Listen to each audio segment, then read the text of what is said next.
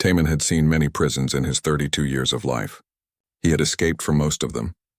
The holding cells on Proxima Station had been easy. The military detention center on Kepler 442 had taken 3 days. The supposedly escape-proof facility on New Terra had been almost insulting in its simplicity. But this place was different. The Obsidian Nexus floated in the space between galaxies, a massive structure of dark metal that seemed to swallow light itself. Taman watched through the transport ship's window as they approached. The prison looked like a giant black crystal, rotating slowly in the void. No stars surrounded it, no planets, just endless darkness in this one structure that the galaxy's most powerful governments used to make problems disappear. The transport ship docked with a heavy clang that echoed through the hull. Taman stood up, his wrists bound with energy cuffs that hummed against his skin. 2 guards flanked him, their weapons ready. They were vril, insectoid creatures with too many eyes and movements that seemed too fast and too jerky. One of them pushed him forward with a chittering sound that might have been laughter. They walked through corridors that shifted beneath Taman's feet. The gravity was wrong here, changing every few minutes. Light, then heavy, then sideways, then normal again. It was designed to keep prisoners disoriented, unable to plan or coordinate. Taman stumbled once, caught himself, and kept walking. He was counting his steps and timing the gravity shifts. Already making notes in his head, the processing center was cold and sterile. They removed his few possessions, scanned his body, and fitted him with a thin metal band around his neck. The neural dampener, they called it. It would stop him from having violent thoughts, or at least stop those thoughts from turning into actions. Taman felt a slight pressure in his head when they activated it, like someone was pressing gently against his skull from the inside. Then they brought him to the warden's office. Wanshik was old for a vril. His carapace had darkened to almost pure black, and his movements were more deliberate than the younger guards. He sat behind a desk made of the same adaptive matter as the prison walls, watching Taman with 6 unblinking eyes. "Human Taman," Wanshik said, his voice coming through a translator that made it sound hollow and distant. "You are the 4th of your species to be sent here. The others learned quickly that escape is impossible. You will learn this too." Taman looked around the office. The walls were smooth and featureless. The door had sealed behind him without any visible mechanism. Even the air felt controlled, cycling in and out at precise intervals. "4th human?" Taman said. "What happened to the other 3? "They serve their sentences. They work in the processing facilities. They have accepted their fate." Wanshik leaned forward slightly. 147 species have resided in the Obsidian Nexus over 600 standard years. "Do you know how many successful escapes we have had?" Taman pretended to think about it. "Let me guess. 0? Correct. 0 escapes. 0 deaths by violence. 0 riots. 0 hope." Wanshik's mandibles clicked together. "This prison exists in a pocket dimension. The only way in or out is through quantum gates that we control absolutely. The walls respond to force with equal force. The gravity shifts randomly. The neural dampeners prevent organized resistance. You cannot fight. You cannot break out. You cannot even plan to do so. The Obsidian Nexus is perfect." "Perfect," Taman repeated. He felt a smile pulling at his lips. "You know what? That's great news." Wanshik's eyes all focused on him at once. "You find your imprisonment amusing?" "Not the imprisonment part. The impossible escape part." Taman's smile grew wider. "See, I was getting really bored on that transport ship. 18 days of sitting in a cell with nothing to do. But this sounds interesting." The warden studied him for a long moment. Then he made a sound like grinding metal. "You will be placed in cell block 7. You will work in the recycling facility. You will eat, sleep, and follow the schedule. And you will learn, as all prisoners learn, that there is no escape from the Obsidian Nexus." "We'll see," Taman said. They took him to his cell. The room was small, maybe 3 meters by 3 meters. A bunk extended from one wall, made of the same adaptive matter as everything else. A small sanitation unit occupied one corner. A slot in the wall would provide meals at scheduled times. No windows, no visible door, no weaknesses. When the guards left, the doorway simply sealed itself, the wall flowing like liquid metal until there was no sign an opening had ever existed. Taman sat on the bunk and looked around. The lighting came from the walls themselves, a soft glow that never changed. He could feel the gravity shifting again, making him feel heavier for a moment before returning to normal. Most people would have felt despair in this moment, trapped in an inescapable prison alone with no tools and no apparent way out. But Taman was not most people. He was human, and humans had spent millions of years being too stubborn to accept impossible as an answer. He lay back on the bunk and closed his eyes. Not to sleep, but to think. The neural dampener made his thoughts feel slightly sluggish, like moving through water, but it only stopped violent intentions. It did not stop him from thinking about systems and patterns and the tiny flaws that every supposedly perfect thing always had. The gravity shifts happened every 4 minutes and 17 seconds. He had timed them during the walk to his cell. The walls responded to force with equal force, but there had been a moment, barely noticeable, when he had touched one during processing, a tiny delay, less than a heartbeat. But there, the meals came 3 times a day through the slot, which meant there was a mechanism, a system, something that opened that slot, and anything that opened could potentially be manipulated. Days passed. Taman followed the routine. He woke when the lights brightened. He ate the bland food that appeared in his cell. He worked in the recycling facility, sorting waste materials from 100 different species. He returned to his cell. He slept, but he was always watching, always timing, always noticing. The work facility had maintenance drones that moved along the ceiling, small spider-like machines that repaired damage and cleaned surfaces. They moved constantly, never stopping, except during the gravity shifts. For exactly 0.3 seconds during each shift, the drones paused. Some kind of recalibration in their systems. 0.3 seconds where they were vulnerable. The food containers were made of a soft metal alloy that dissolved slowly in the recycling system. But before they dissolved, they could be scraped. Tiny flakes of metal could be collected, hidden, saved. The other prisoners in his work detail watched him with varying degrees of interest. Most ignored him. A few seemed curious. One, a human woman named Hyejin, actually spoke to him. "You are the new one," she said during a meal break. "The one who escaped 3 times before.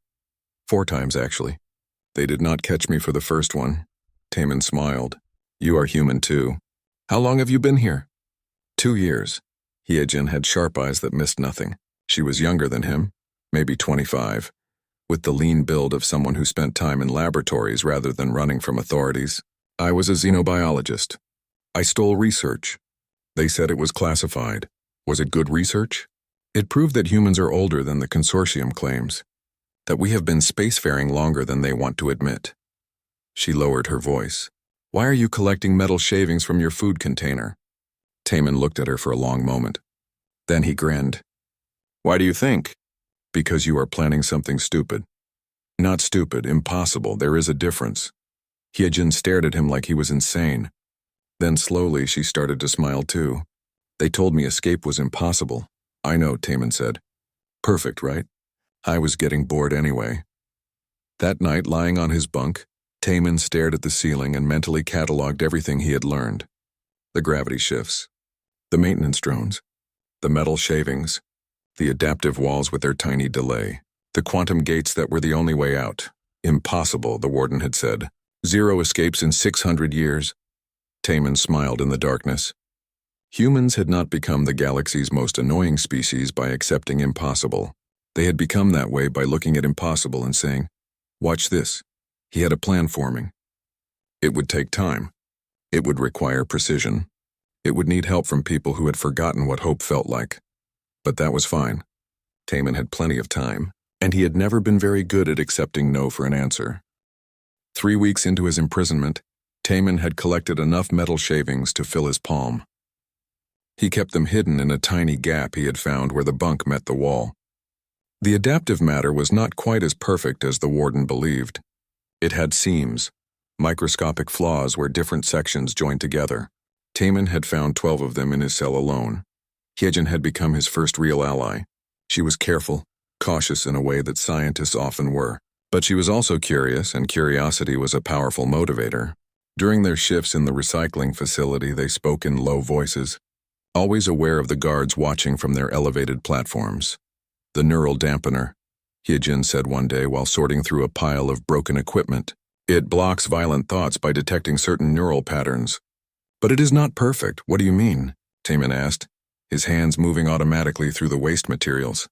"It looks for specific brain activity, aggression, planning of violence, intentions to harm, but human brains are complex.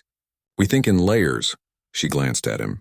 If you think about something else while planning, if you occupy the surface of your mind with something harmless, the dampener might not detect the planning underneath. Taman stopped sorting and looked at her. You have been testing this? For 18 months. I sing songs in my head, children's songs, simple melodies, and underneath that I think about other things. The dampener only reads the song. She smiled slightly. I have been planning my own escape for a year. I just had no way to execute it. Show me, Taman said. Over the next week, Hyejin taught him the technique. It was harder than it sounded. The dampener was sophisticated, designed by species that had been building prisons for thousands of years before humans left Earth. But it had been designed for species that thought in straightforward patterns. Humans who could hold multiple thoughts simultaneously, who could lie to themselves and believe it, who could dream while awake, were different. Taman practiced by doing math problems in his head while humming old songs his mother had taught him. Simple addition at first, then more complex equations. The dampener never triggered. It only sensed the music, the surface thought, not the calculations happening deeper in his mind. Another prisoner joined their quiet conspiracy. Daehyun was not human. He was Krevnak, a species that looked like someone had crossed a lizard with a bear and given it 6 limbs. He was massive, scarred, and had been imprisoned for weapons trafficking. He had been in the Obsidian Nexus for 7 years. I heard you talking, Daehyun said one day, his voice a deep rumble, about escape, about planning under the dampeners. Taman and Hyejin froze, but Daehyun just laughed, a sound like rocks grinding together. Relax. I am not an informant. I am just impressed. 7 years I have been here, and I never thought to trick the dampener with simple songs. He leaned closer. What is your plan? Still forming, Taman admitted. But I have noticed things. The maintenance drones pause for 0.3 seconds during gravity shifts. The walls have a response delay of about 0.002 seconds. The meal delivery system operates on a strict schedule controlled by a central computer. And? Daehyun asked. And I think humans have an advantage that most species do not. What advantage? We are persistence predators. Back on Earth, before we built cities and ships, we hunted by exhausting our prey. We were not the fastest or strongest, but we never stopped. We kept going when everything else gave up. Taman looked at both of them. That is what we are going to do here. We are going to find every tiny flaw, every small weakness, and we are going to persist until we break this place. Daehyun stared at him for a long moment. Then he made a sound that might have been respect. Your species weaponizes boredom itself. Incredible. They became a team. Hyejin brought scientific knowledge and attention to detail. Daehyun brought understanding of security systems and experience with hundreds of different technologies. Taman brought the human inability to accept defeat and a talent for improvisation that came from years of smuggling through impossible situations. The metal shavings Taman had collected became the start of a simple computer. Hyejin showed him how to arrange them in patterns that could store and process information. It was primitive technology, the kind of thing humans had used centuries ago, but the prison's security system had been designed to stop sophisticated attacks, not basic electronics that most species considered obsolete. They worked slowly, carefully. Every component had to be hidden, every tool improvised from recycled materials. The neural dampeners meant they had to think in layers, always keeping innocent thoughts on the surface while planning underneath. A problem emerged in the 5th week. Another prisoner, a Thros named Minjae, noticed their activities. Thros were crystalline life forms paranoid by nature, and Minjae had survived 8 years in the Nexus by never trusting anyone. You are planning something, Minjae said to Taman during a meal period. I have been watching. You collect things. You whisper with the others. We are just passing time, Taman said carefully. No, you are planning to escape, and when you fail, the warden will increase security. He will make life harder for everyone. Minjae's crystalline face reflected the light in sharp angles. I will warn the guards. Wait, Taman said. Why would you do that? Don't you want to leave this place? Wanting and achieving are different things. I survive here by accepting reality. You will fail, and you will make things worse. Better to stop you now. Minjae walked away before Taman could respond. That night, Taman lay on his bunk and stared at the ceiling. Minjae was a real threat. If the guards started investigating, they would find the hidden materials, the improvised computer, everything. The escape plan would end before it even began. Hyejin had a different concern. Even if we avoid Minjae, we still need to solve the main problem. The quantum gate. The prison exists in a pocket dimension. The only way out is through gates that are controlled by the main security system. We would need to hack that system, but I have no idea how to even access it. The maintenance drones, Taemin said suddenly. What about them? They connect to the main system. They have to, otherwise they could not receive instructions about where to go and what to repair. During that 0.3-second pause in the gravity shifts, they are vulnerable. If we could access one, we could potentially use it to reach the security network. That is insane. The drones are on the ceiling. We cannot reach them without tools, and we have no tools. Not yet, Taemin said. But I have been watching the recycling facility. Sometimes broken equipment comes through that still has functional parts. Motors, cables, power cells. If we collected enough pieces, we could build something. Daehyun, who had been listening from his nearby cell, spoke through the thin walls. Build what exactly? A grappling device. Something to catch a drone during that 0.3-second pause. Then we connect our makeshift computer to it and hope we can access the security network before the drone resets. There was silence for a moment. Then Hyejin laughed quietly. This plan has so many ways to fail. I know, Taemin said, grinning in the darkness. Isn't it great? Over the next 2 weeks, they collected components. A small motor from a broken sorting machine. Cables from damaged equipment. A power cell that still held a partial charge. Each piece was stolen carefully, hidden, and gradually assembled into something that might work. The hardest part was avoiding Minjae's suspicious gaze. The Thros watched them constantly, looking for evidence to take to the guards. Taemin knew they were running out of time. Then came the random cell inspection. Guards moved through cell block 7, checking every cell thoroughly. It was routine, happened every few months, but the timing was terrible. Taemin had most of the components hidden in the gap where his bunk met the wall, but the improvised computer was too large. If they found it, everything would end. The guards reached his cell. The wall dissolved, revealing 2 vril with scanning equipment. Taemin stood calmly, his mind singing children's songs on the surface, while underneath he calculated distances and timing and possibilities. One guard scanned the bunk. The other checked the sanitation unit. They were thorough but not creative. They looked for weapons, for communication devices, for obvious contraband. They did not look for what appeared to be random scraps of metal arranged in a meaningless pattern on the floor near the wall. The guards left. The wall sealed behind them. Taemin exhaled slowly. That had been close. Too close. That night he lay on his bunk and thought about Wonshik's words. 0 escapes in 600 years. 0 hope. But Wonshik had not met many humans. He did not understand what they were capable of when they got bored and stubborn, and refused to accept reality. Taemin smiled in the darkness. They had the components now. They had the plan. All they needed was the courage to try something impossible. Hyejin, he whispered through the wall. Are you awake? Yes, are we really doing this? There was a pause. Then her voice came back, quiet but certain. Surviving is optional. Trying is mandatory. That is what you said, right? I say a lot of things. Well, that one was good, so yes. We are really doing this. Taemin closed his eyes and felt something warm in his chest. Hope, maybe, or just the human refusal to quit. Either way, it was enough. The morning Minjae tried to destroy their equipment, Taemin was ready. He had suspected the Thros would eventually make a move. Paranoia was a survival trait for Minjae's species, and waiting passively was not in their nature. So Taemin had spent 3 days building decoys, fake components that looked important but did nothing. He had hidden them in obvious places, places where someone searching quickly would find them. The real equipment was somewhere else entirely. It happened during the shift change in the recycling facility. Minjae moved fast for a crystalline being, heading straight for a ventilation panel where Taemin had hidden one of the decoy devices. The Thros ripped it out and smashed it against the floor.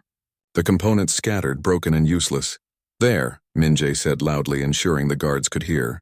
No more escape plans. No more trouble. A guard approached, examined the broken pieces, and looked at Taemin. This is prohibited material. Where did you get this? Taemin shrugged. I was bored. I was just building something to pass time. It didn't do anything.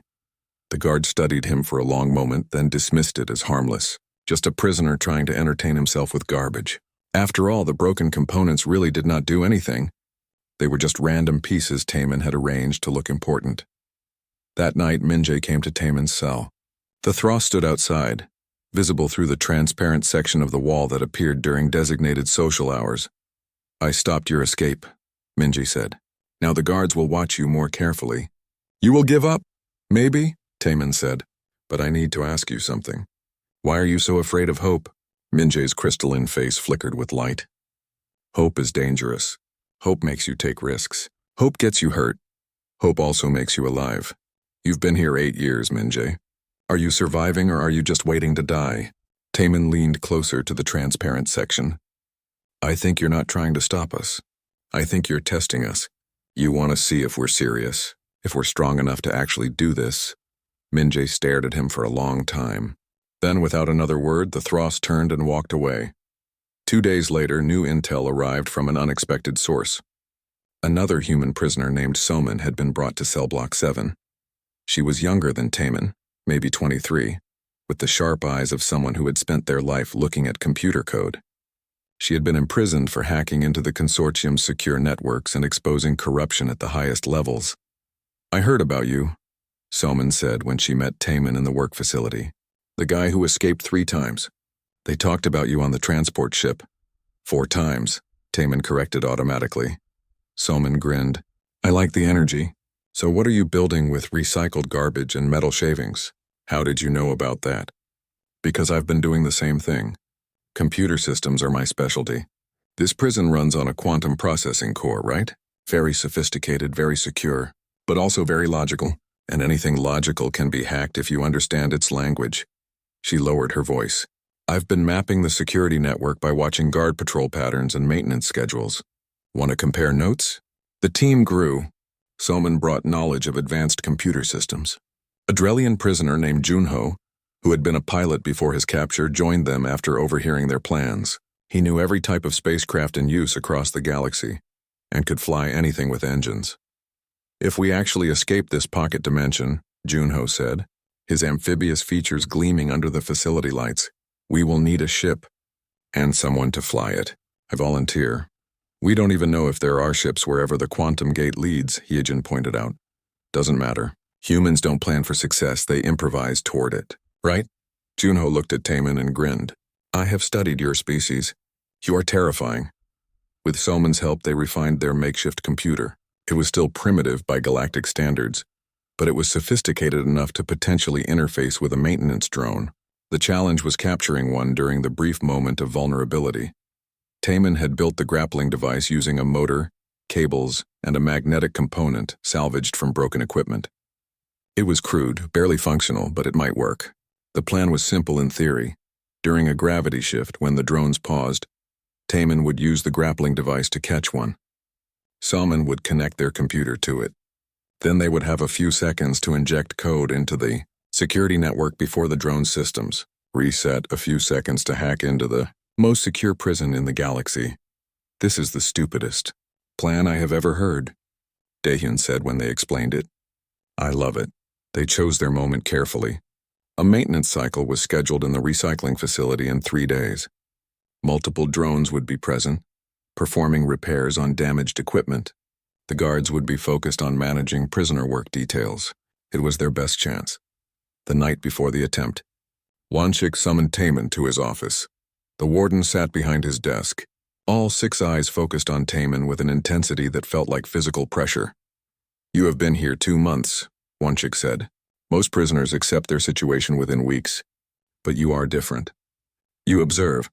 You collect. You plan." "I get bored easily," Taman said. "You think you can escape." It was not a question. "You think your human stubbornness will overcome 600 years of perfect security?" "Honestly, I have no idea if I'll succeed, but I'm going to try anyway."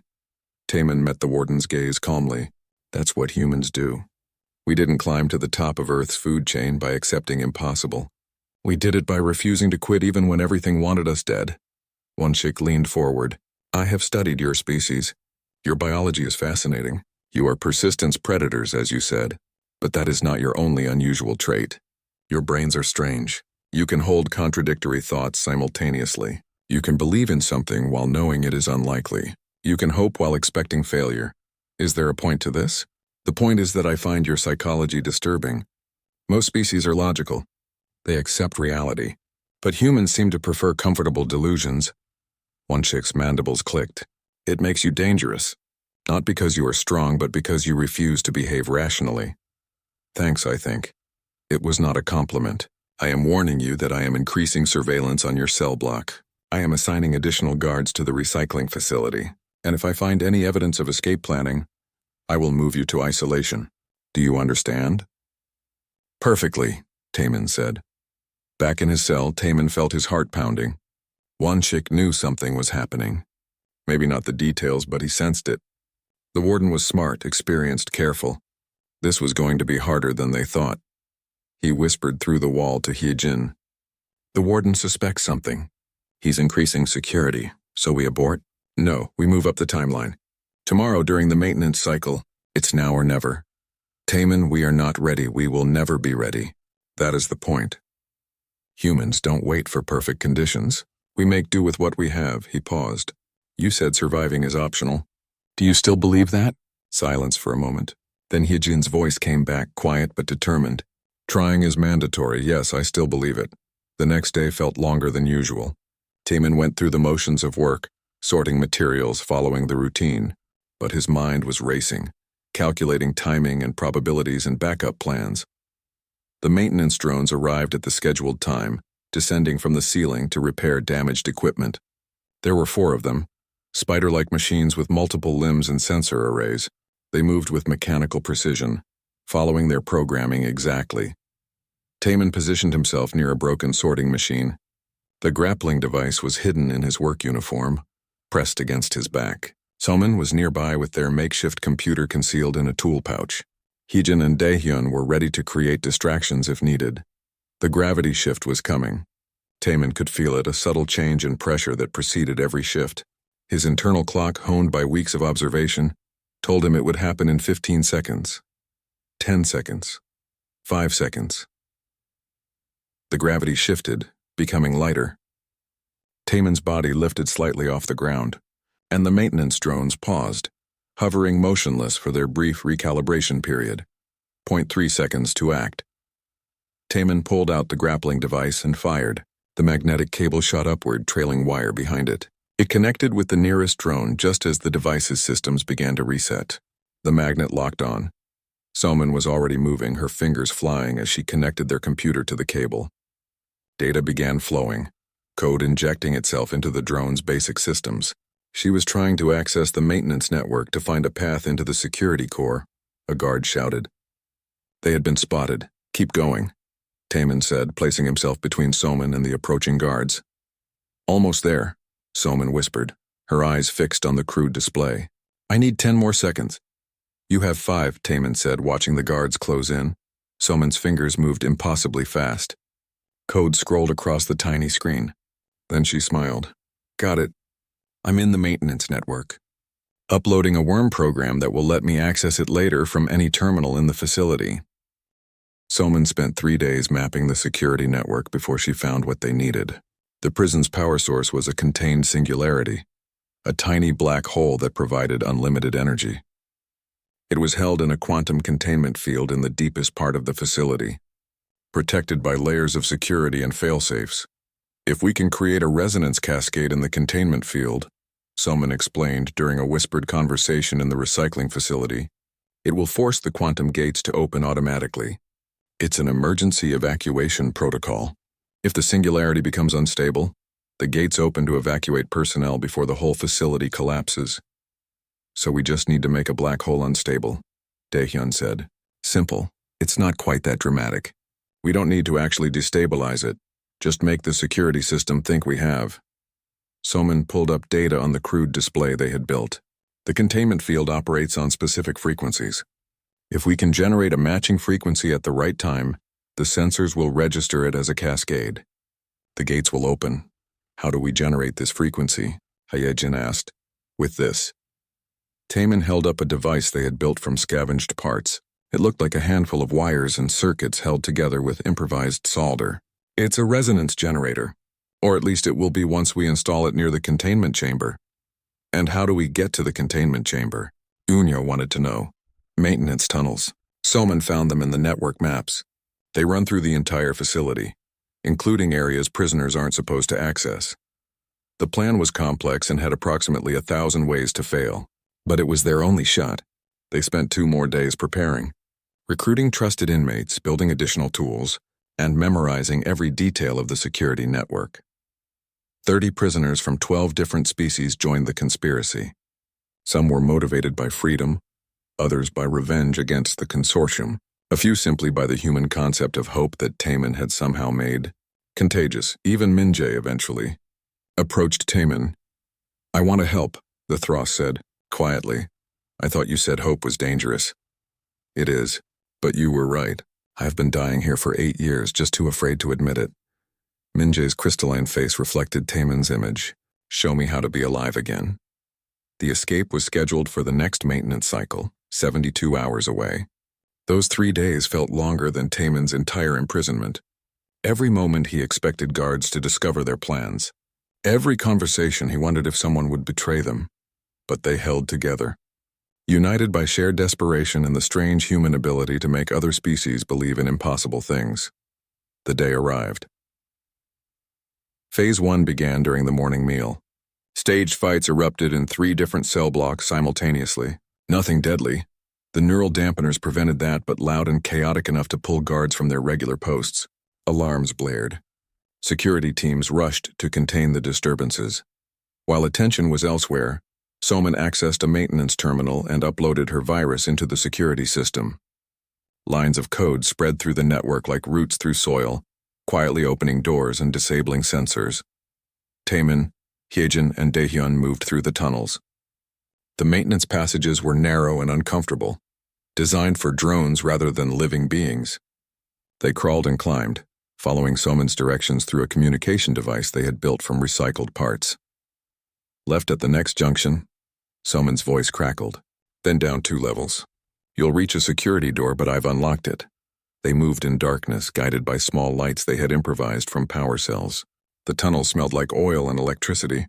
Strange sounds echoed around them, the prison's mechanical heartbeat. Behind them, Junho and 6 other inmates were preparing to take control of the transport bay. If they made it to the quantum gate, they would need a ship. The bay held several maintenance vessels used for external repairs. They reached the containment chamber level. The security door opened at Soman's command, revealing a vast chamber that hummed with power. In the center, suspended in a web of energy fields, was the singularity. It looked like a point of absolute darkness, so black it hurt to look at, surrounded by rings of light that bent and twisted in impossible ways.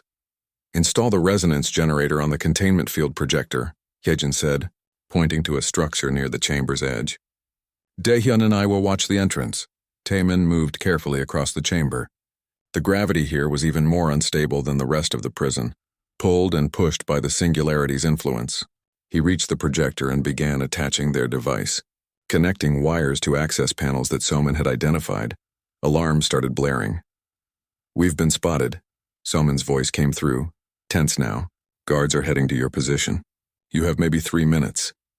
"I need 5, Taman said, his fingers working as fast as they could. "You have 3. Taman worked faster. The connections had to be perfect. One wrong wire and the device would do nothing, or worse, actually destabilize the singularity and kill them all. Guards appeared at the chamber entrance. Daehyun roared and charged them, his massive Krevnak body absorbing their weapon fire. Hyejin threw improvised flash charges they had built, blinding the guards temporarily. 2 minutes.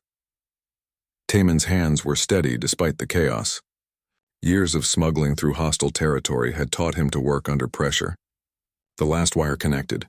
The device activated, humming quietly as it began generating the resonance frequency. "Done!" he shouted.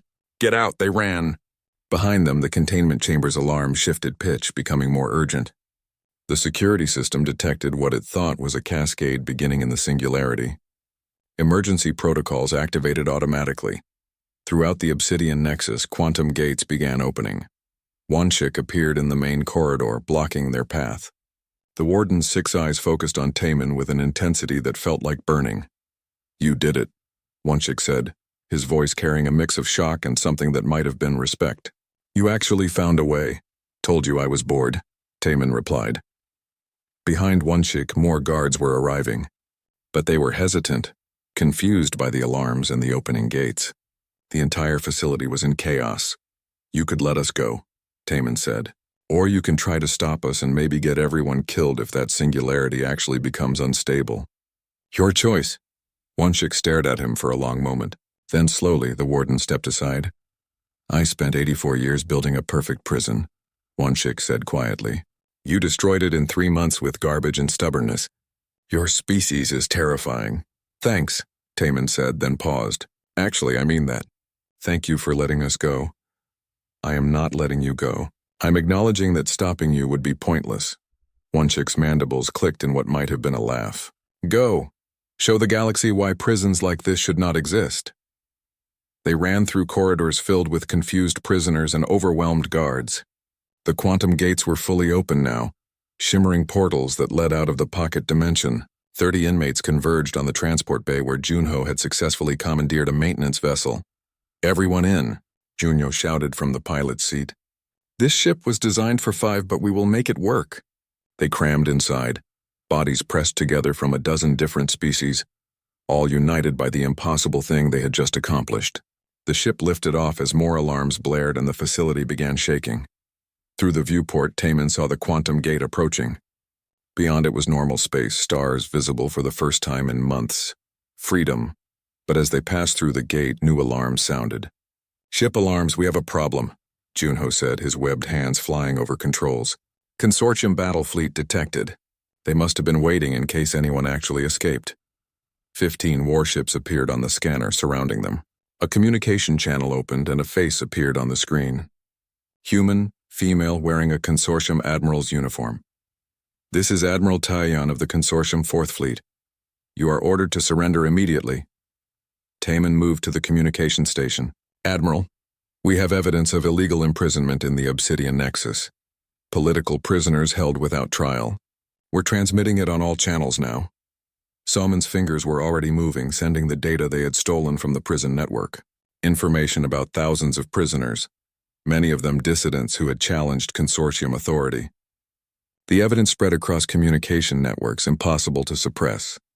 "You are broadcasting classified information," Taeyeon said, her face angry. "Cease immediately." "Classified," Taemin repeated. "You mean illegal?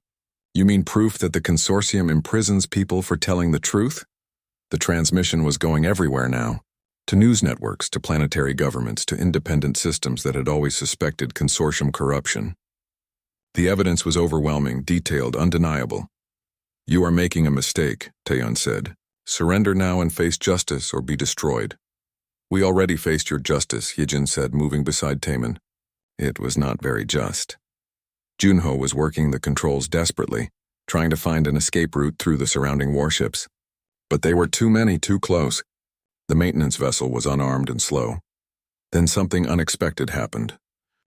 The trading station called Haven's Edge existed in neutral space, where no government claimed authority and ships from every corner of the galaxy came to buy, sell, and hide. It was the perfect place for escaped prisoners to catch their breath and figure out what came next. The maintenance vessel limped into the station's docking bay 3 days after the escape. Junho had kept it flying through sheer skill and determination, but the ship was never meant for long-distance travel. It made concerning noises as it settled onto the landing pad. "Never flying in a maintenance vessel again," Junho announced as they disembarked. "Next time we escape a maximum security prison, we steal something with better engines." Taemin stepped onto the station and felt genuine gravity for the first time in months. No random shifts, no fluctuations, just steady, predictable gravity. It felt strange and wonderful. The 30 escaped prisoners scattered through the station, some looking for work, others searching for transport to homeworlds they had not seen in years. But Taemin's core group stayed together. Hyejin, Daehyun, Somin, Junho, and even Minjae.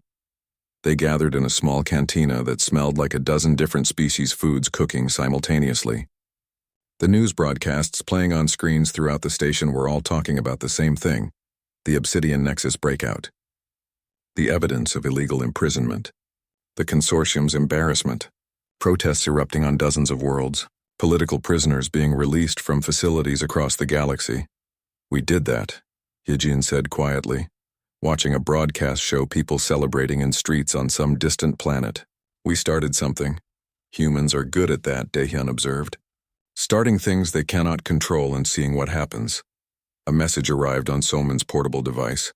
She read it, her eyes widening. "One chick resigned," she said. "The warden sent this personally. Says he is leaking more evidence about the consortium's prison system. He wants to help expose the whole operation." "A warden turned whistleblower," Taemin said. "Never saw that coming." "You gave him something he had not felt in decades," Minjae said. The Thras had changed since the escape, less paranoid, more open. Doubt. He spent his whole life believing the system was right. You made him question everything. They spent 2 days at Haven's Edge resting and planning. But rest did not last long for people like Taemin. A new problem emerged on the 3rd day. Admiral Taeon had not given up. She could not send her fleet into neutral space without causing a diplomatic incident, but she could send operatives. Assassins.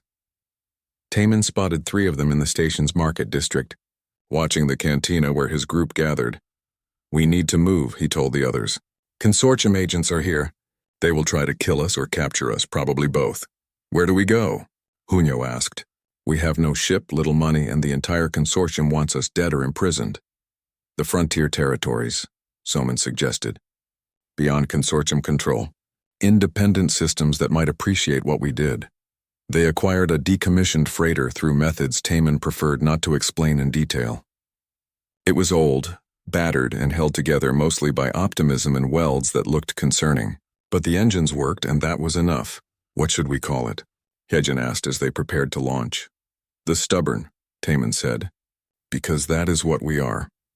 The consortium agents tried to stop them at the docking bay. A firefight erupted, brief but intense. Daehyun handled most of the combat with enthusiasm, while Junho got the engine started. They launched with agents still shooting at them, the freighter's shields absorbing hits as they accelerated away from the station. Space opened before them.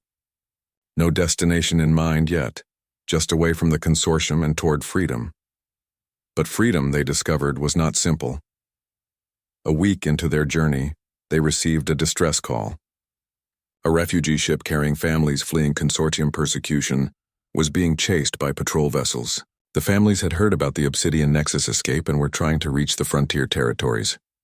"We should help them," Hyejin said. "We are barely keeping our own ship running," Junho pointed out. "We cannot fight consortium patrol vessels."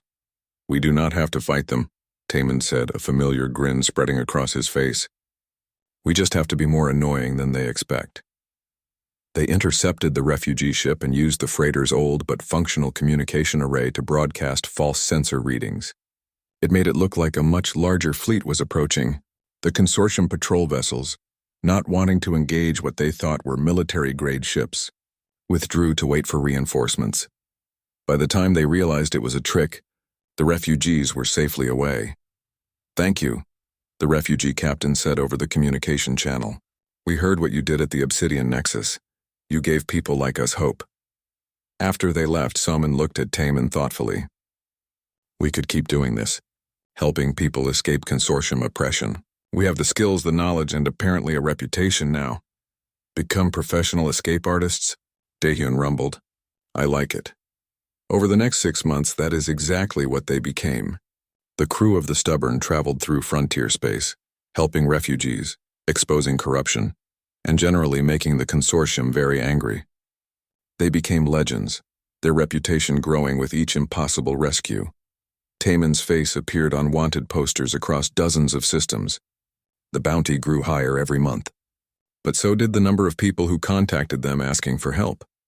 Hyejin used her xenobiology expertise to treat refugees from species the consortium had abandoned. She published research papers that challenged official narratives about human history and capabilities. Her work spread through academic networks, changing how the galaxy viewed humanity. Soman created a network of hackers and information brokers who exposed consortium secrets. Every classified document she liberated, Every corruption scandal she uncovered weakened the government's authority a little more. Daehyun trained fighters for resistance movements, teaching them that courage mattered more than size or strength. His students spread across the frontier, carrying his lessons and his fierce joy in fighting for something that mattered. Junho became the best pilot in 3 sectors, known for flying through situations that should have killed him and his passengers dozens of times. He collected ships like some people collected art, always finding vessels no one else wanted and making them fly. Minjae, the paranoid Thros who had once tried to stop them, became their spy and intelligence gatherer. The skills that made them survive in prison for 8 years proved invaluable in infiltrating consortium facilities and stealing information. Together, they were unstoppable, annoying, persistent, very human in their approach to problems. 1 year after their escape, Admiral Taeyeon finally caught up to them. The Stubborn was docked at a small station for repairs when consortium ships appeared, surrounding the facility and cutting off escape routes. Taeyeon herself came aboard, backed by 24 armed soldiers. She found Taemin in the ship's cargo bay, working on a broken engine component. "I have been chasing you for a year," Taeyeon said. "You have cost the consortium billions in lost revenue, destroyed our prison system's reputation, and inspired rebellions on 17 worlds." 18 now, Taemin said without looking up from his work. "Got a message this morning about Kepler 88. They just kicked out the consortium governor. This is not funny. Little bit funny." He set down his tools and finally looked at her. "Admiral, why are you really here? You could have just bombed the station and killed us all, but you came in person." Taeyeon was quiet for a moment. She looked tired, older than her years. "I need to understand. How did you do it? The Obsidian Nexus was perfect. 600 years without a single escape. Then you show up and break out in 3 months using garbage and stubbornness." "That is the thing about perfect systems," Taemin said. "They are designed by people who think they understand everything. But humans are really good at being unpredictable. We do not think like most species. We are persistence predators who weaponized boredom and turned stubbornness into an art form." "That is not an answer." "Sure it is. You want to know the secret?" "There is no secret. We just refused to quit. We saw impossible and said, 'Watch this.' That is what humans do." He stood up, wiping grease from his hands. "The consortium built prisons because they thought control was more important than freedom. But you cannot control people who refuse to be controlled. Eventually they find a way out." Taeyeon stared at him. "I should arrest you. Bring you back to face trial. You could try, but you know what will happen? Someone else will break me out, because that is what we do now. We break people out of cages." Taemin smiled. "Or you could let me go and admit that maybe, just maybe, the consortium's way is not the only way. You are asking me to betray everything I believe in. No, I am asking you to question whether what you believe is actually true." Taeyeon stood in silence for a long moment. Then she turned and walked back toward her soldiers. "Stand down," she ordered. "We are leaving, Admiral," one soldier said, confused. "That is an order. Stand down." She stopped at the cargo bay door and looked back at Taemin. "The Obsidian Nexus has been permanently decommissioned. The prisoners were transferred to facilities with proper oversight and rights. Because of you."